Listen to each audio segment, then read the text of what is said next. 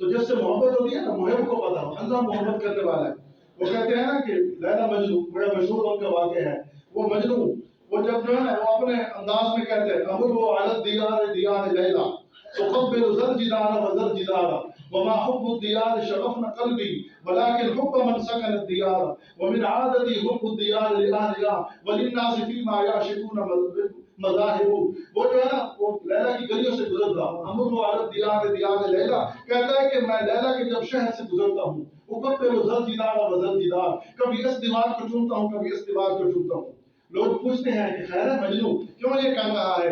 کہتا ہے کہ اقبل زر جدار وزر جدار وما حب الديار شغفنا قلبي، فرمایا یہ شہر سے مجھے محبت نہیں ہے ولیکن حب من سکن الدیار، اس خاص آدمی کی وجہ سے اس خاص محبوبہ کی وجہ سے میں اس شہر سے محبت کرتا ہوں.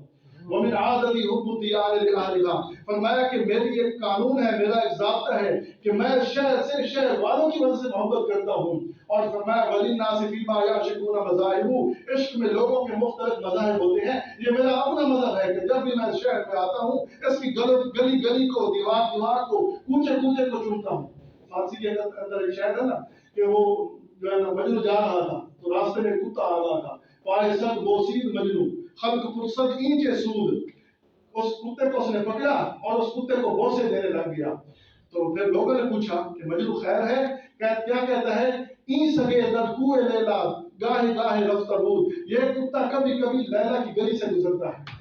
تو یہ محبت کی بات ہے. یہ تو دنیا کی